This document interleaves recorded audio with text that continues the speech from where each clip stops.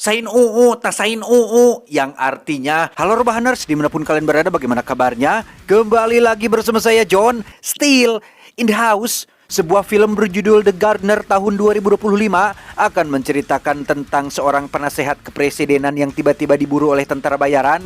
Entah kesalahan apa yang sudah diperbuat, apakah karena ijazahnya palsu atau entahlah. Langsung saja pasang handsfree, simetriskan peserbahan, kencangkan celana dalam. Selamat menonton dan cekicrot.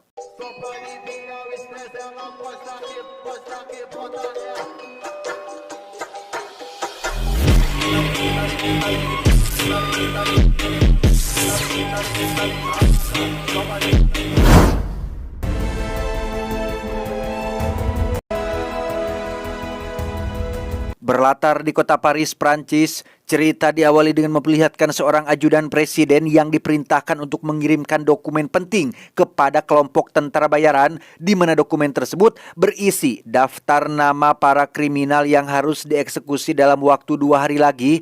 Namun saat dalam perjalanan, si ajudan yang sedang memacu motornya pun tak sengaja menabrak mobil yang tiba-tiba muncul dan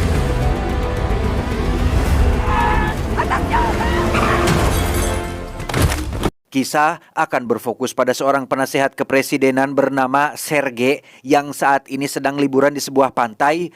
Karena tuntutan pekerjaan yang tidak bisa diengke-engke alias tidak bisa dinanti-nanti, Sergei terpaksa melakukan Zoom meeting dengan seorang senator dan harus terganggu oleh istri dan anaknya yang mengajak main ke pantai. Qu'est-ce qu'il y a? Tu bosses? Non, Ah, pas mais là, tu vraiment. bosses. Si, tu bosses. Non, c'était une réunion qui était Avec prévue de ton longue date. truc de youtubeur. Bukannya menghabiskan waktu bersama keluarga, Sergei malah harus ngagu gulung pekerjaan tanpa membantu istrinya yang sedang sibuk mengurusi si bayi gara-gara anak pertama mereka yang bernama Alice yang terus berisik menyanyikan lagu dangdut kesukaannya. Ah ben non, t'as pas compris. Le bain, c'est pour moi. Tu gardes la petite pour une fois. Voilà. C'est ta pote. Là, tu peux te charger de Voilà. Charlotte. Merci. Hein, lui Oui. donner le lait. Je vous remercie d'être Enfin, ton resté. rôle en D'accord. main. Tak lama, Sergei mendapat panggilan telepon dari seorang dokter sekaligus sahabat baiknya yang memberitahu bahwa di dalam dokumen ajudan presiden yang mengalami kecelakaan terdapat daftar nama yang terdiri dari 5 orang, di mana si dokter cukup dibuat heran dengan daftar tersebut karena nama Sergei termasuk dalam urutan terakhir yang ada di sana. Ok, d'accord. J'ai vu ton nom, mon Sergio, en numéro 5. Hein? Sontak hal itu membuat Sergei terkejut dan langsung meminta si dokter untuk mengirimkan fotonya.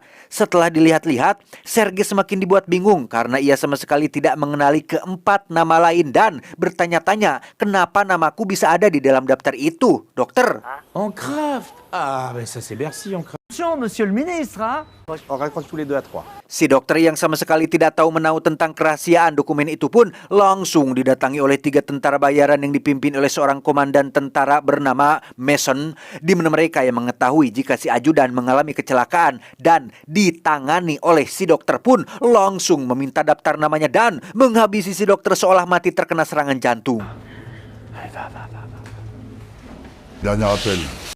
Selesai dengan si dokter, Mason pun langsung memeriksa ponselnya dan menemukan nama Sergei dalam daftar nama tersebut sehingga secara tidak langsung Sergei akan menjadi target selanjutnya yang harus segera dilenyapkan. Infarctus foudroyant. Il devient cible prioritaire. Tak butuh waktu lama untuk Mason melacak dan menemukan keberadaan Sergei saat ini sehingga ia dengan cepat menugaskan 2 tim terbaiknya untuk pergi ke lokasi yang dimaksud. Je veux 2 groupes d'intervention sur place. C'est triste les faits divers. Les anges de la mort. Sebelum pergi, Mason secara kebetulan menemukan lokasi target pada urutan pertama dalam daftar itu sehingga mereka memutuskan untuk melimpir sebentar dan menghabisinya dengan cara yang sangat keji. Allez, soyez gentil, patron, allez. Ça pourrait nous servir, en plus j'ai envie de faire du mal à quelqu'un, patron, s'il vous plaît, patron. Ok. Kembali ke Sergei yang saat itu sedang berendam di bathtub sambil mendengarkan musik favoritnya. Ia tiba-tiba dikejutkan dengan berita yang mengabarkan tentang salah satu petinggi negara yang baru saja tewas dibunuh, yang ternyata merupakan salah satu nama yang terdapat dalam daftar tersebut, yang karena Sergei belum tahu tentang situasi yang sedang terjadi saat ini, ia pun malah mengabaikannya begitu saja. Je sens que le week-end s'annonce de toute beauté. Pauvre vieux. Di saat yang sama, ketika Alice, anak pertama Sergei, sedang latihan vokal di halaman rumah, kita akan berkenalan dengan sosok pria paruh baya bernama Leo dengan tubuh dipenuhi oleh bekas luka dan tato burung cangkurileng pada dadanya yang ternyata adalah seorang tukang kebun yang sejak dulu sudah bekerja di sini bahkan sebelum Sergei membeli rumahnya. Wow.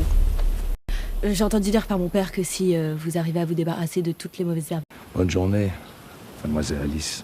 Tak berapa lama, muncullah tentara bayaran utusan Mason yang datang sembari menginjak-injak kebun kesayangannya yang sontak membuat seorang Mbak ART terus mengoceh memarahinya dan tebak apa yang mereka lakukan? Propriété privée ici, dégagez. Non mais qu'est-ce que c'est que ça? Vous êtes... Ya, tentara bayaran ini pun menembak si Mbak ART dengan peluru bius dan langsung masuk ke dalam ketika Ali sedang berada di sana dan...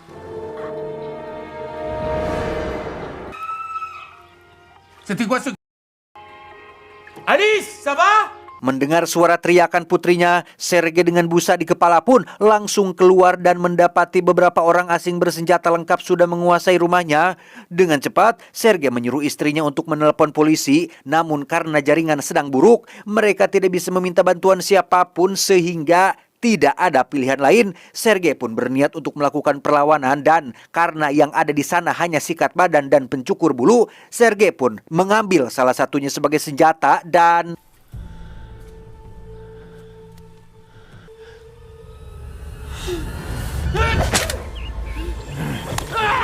Bingung harus sembunyi di mana, sang istri malah memilih masuk ke dalam lemari pakaian tepat saat beberapa pasukan sudah berada di sana. Yang ketika salah satu penjahat kembali dan memeriksa lemari tersebut, tiba-tiba...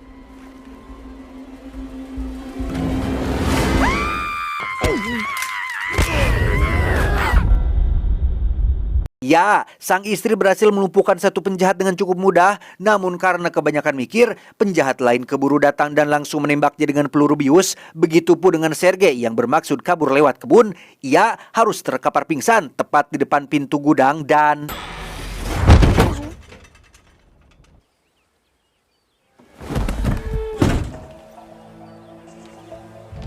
Ya, ada seseorang yang sudah menarik Sergei ke dalam gudang, di mana para penjahat yang menyadari hal itu pun bergegas datang untuk memeriksa dan tebak apa yang terjadi selanjutnya.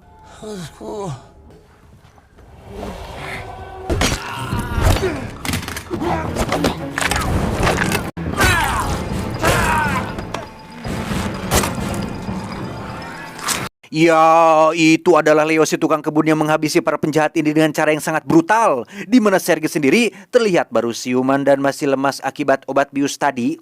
Leo langsung menyuntiknya dengan adrenalin agar bisa cepat cenghar, yang justru malah membuatnya kepanikan setelah sadar keluarganya masih ada di dalam.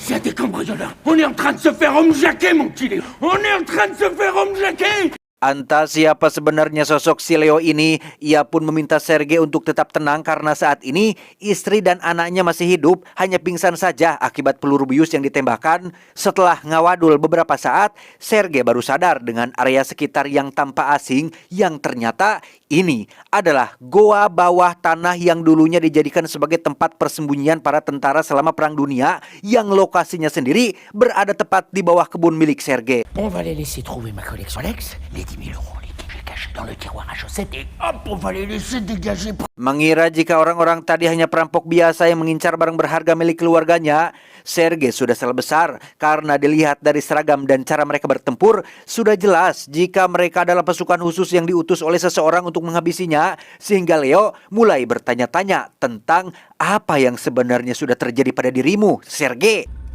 Le corps d'un motard de la garde républicaine. Quoi?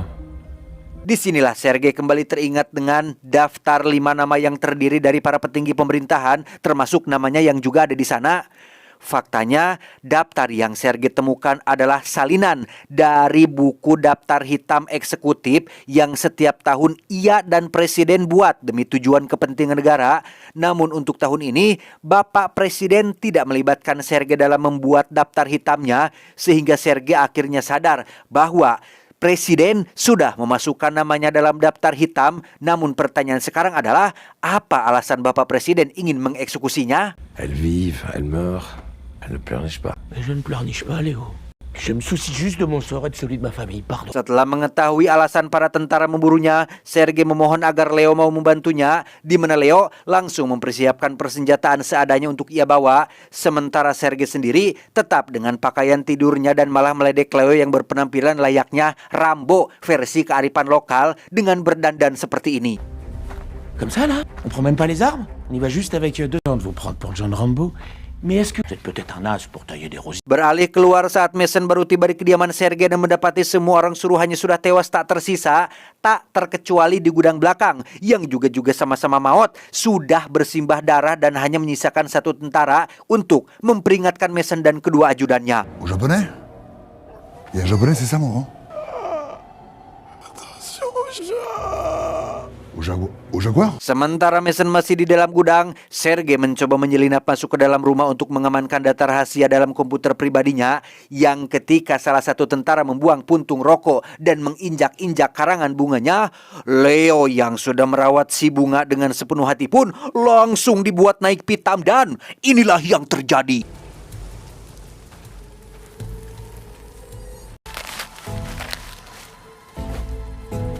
Hasta di blanc.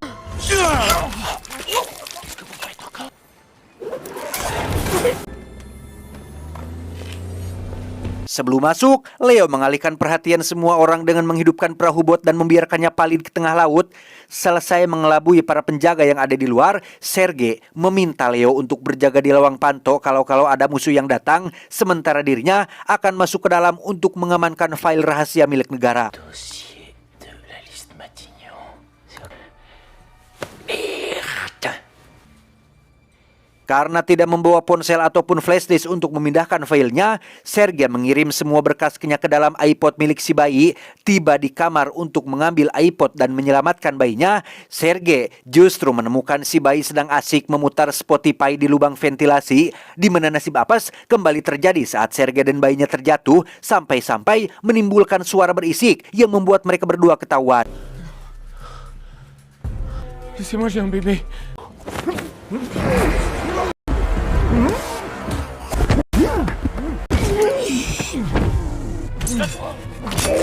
Lolos dari kejaran barusan, Leo membawa Sergei dan si bayi ke dalam gua untuk berlindung.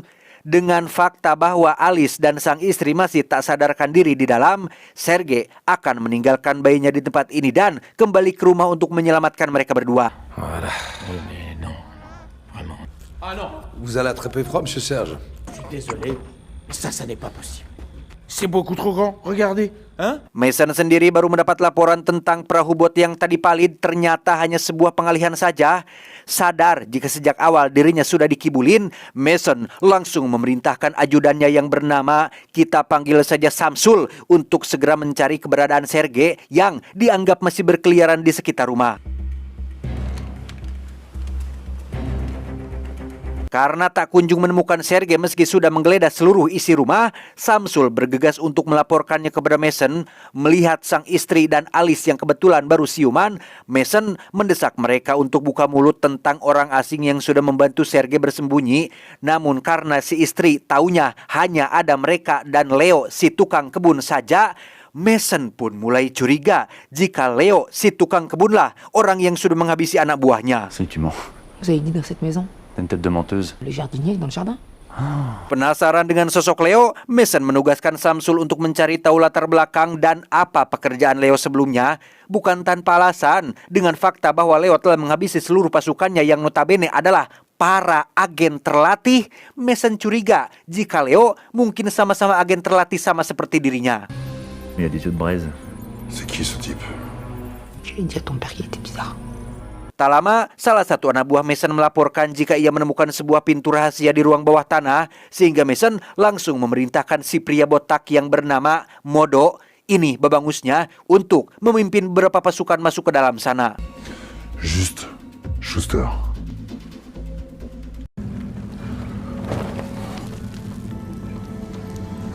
Beralih pada Sergei yang saat ini sudah kembali ke dalam gua tempat persembunyiannya, mereka tiba-tiba mendengar suara alarm peringatan yang sengaja Leo pasang untuk mengetahui jika ada orang asing yang mendekat dan... Il va y avoir l'action.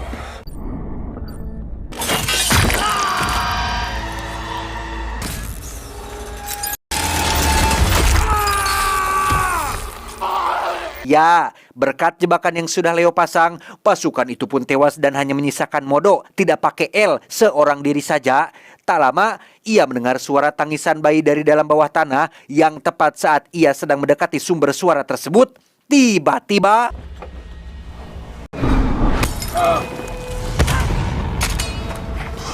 Putain, t'es mort. Gara-gara kecerobohan Sergei, Leo pun harus tertembak peluru bius yang membuat tubuhnya lemas. Meski begitu, Leo masih mampu mengalahkan Modo, sehingga dengan cepat Sergei menyuntikkan adrenalin agar Leo bisa cepat pulih.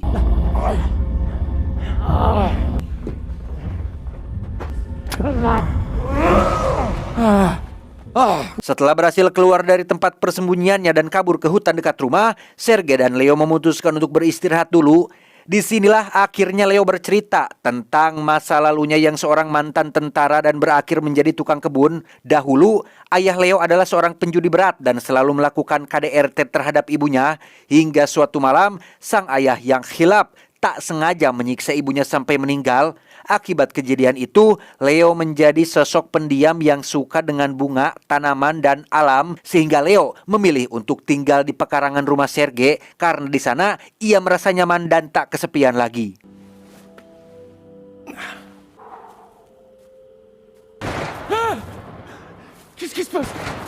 Di saat yang sama, Modo terlihat baru siuman dan ternyata masih bertahan dari beberapa pukulan telak yang dilayangkan Leo.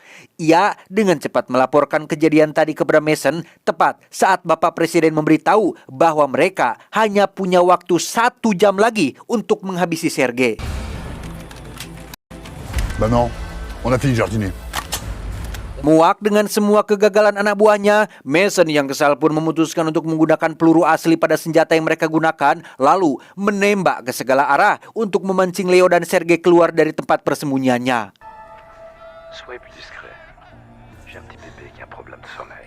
Tak lama, Mason tak sengaja mendengar suara Leo dari HT yang ia gunakan. Mason langsung memanfaatkan hal itu untuk mengintimidasi Sergei dengan cara menyiksa istri dan alis anaknya Sergei. Bahkan jika Leo dan Sergei tidak segera keluar, Mason tidak akan segan-segan untuk menghabisi mereka berdua. C'est votre dossier, vous voulez, hein? Laisse-moi m'en occuper, c'est ça, la merde! Putain, mais t'es con quoi? Excuse-moi, j'ai dérapé. Mason rupanya tidak main-main dengan ancamannya. Ia langsung membunuh si Mbak ART dengan peluru asli supaya Sergei sadar dengan situasinya saat ini, di mana tindakan Mason tersebut cukup membuat Modo anak buahnya kecewa karena niat awal hanya menargetkan si Sergei. Loh, kok orang nggak tahu apa-apa ikutan jadi korban? Que le Tout-Puissant me pardonne. Job is done. Tak rela anak dan istrinya menjadi korban, Sergei mengajak Leo untuk menyelamatkan mereka sekarang juga. Sempat dilarang karena Leo akan membuat strategi dulu. Sergei yang sudah tak sabar pun nekat mengambil 2 suntikan adrenalin dan... Attendez. Non. Layaknya Denzel Washington di film The Equalizer, Sergei seketika mampu melakukan hipotesis prediksi dengan memperhitungkan semua kemungkinan yang ada menggunakan alat-alat kantor sebagai senjata dan...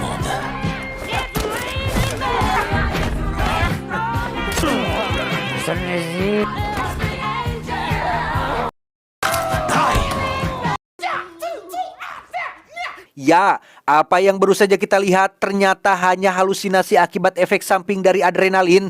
Tapi untungnya Sergei keburu sadar dan tak sengaja menemukan senjata api dari balik kursi sehingga...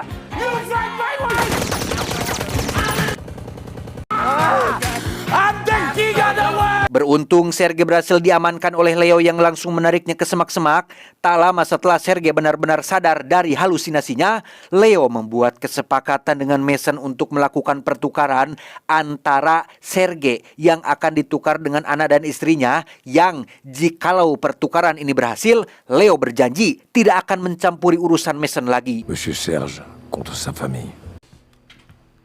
Elle vous écoute. Je veux faire ce qu'un père doit faire.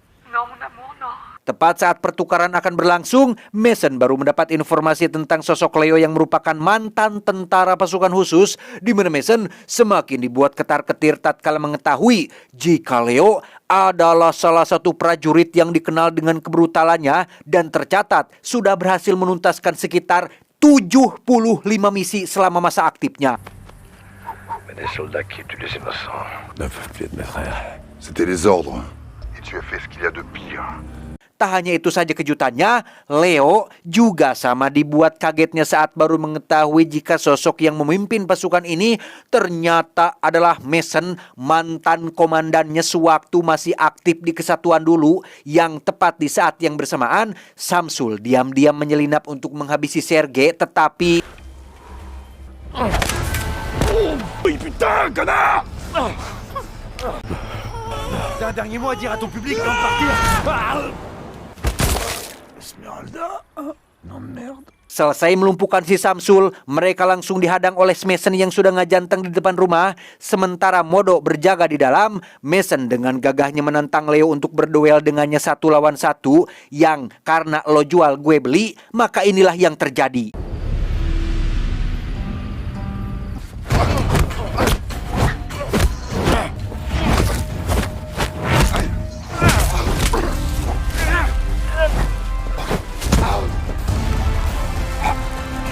Tak diduga, Mason rupanya masih menyimpan pistol darurat dan langsung menodongkannya ke arah Leo. Melihat komandannya bertindak layaknya pecundang, Modo memutuskan membelot dengan menembak jatuh pistolnya sehingga Soldat, putain! setelah semuanya selesai, Sergei dan keluarga pun berterima kasih kepada Leo dan langsung pamit pergi meninggalkan tempat ini. Yang tak lama setelah mereka pergi, Leo kembali dikejutkan dengan mayat Mason yang sudah menghilang entah kemana. Sadar jika Mason masih hidup dan sedang mengejar targetnya, Leo buru-buru tancap gas untuk mencegahnya. Papa, c'est pas ta voiture ça? Dan benar saja, saat ini Mason sedang melakukan pengejaran terhadap Sergei dan keluarganya. Setelah aksi kejar-kejaran yang cukup alot, muncullah Leo yang juga sama-sama ikut mengejar hingga berhasil menghentikan kegilaan ini.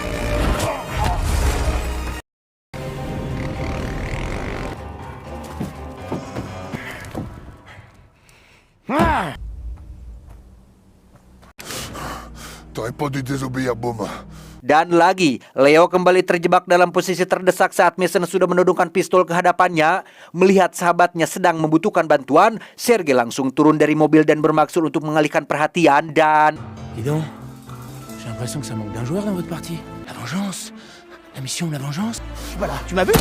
Ça s'est pas passé long. Beruntung Sergei memakai baju anti peluru yang membuatnya masih tetap hidup, di mana Mason yang sudah jengkel pun mulai mendekati Sergei dan akan menghabisinya dengan tangan kosong, tanpa sadar jika Leo diam-diam memanfaatkan kesempatan ini untuk menghabisinya dan... Vol comme un papillon.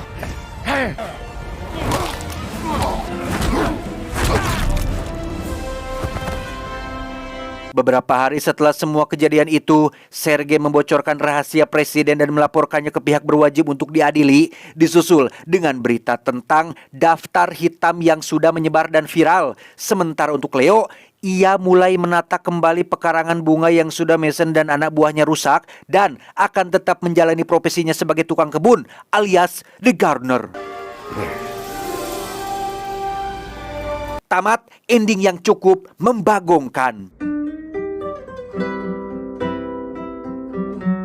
Pesan yang bisa kita ambil dari film ini adalah jangan sungkan untuk memberi bantuan kepada orang lain hanya karena takut orang itu tidak akan membalas. Karena pada hakikatnya ketika kita menolong orang lain, sesungguhnya kita sedang menolong diri kita sendiri. Saya John mewakili jajaran direksi yang bertugas mengucapkan terima kasih dan sampai jumpa di video selanjutnya. Adios, ketiak basah Lukas Fighter.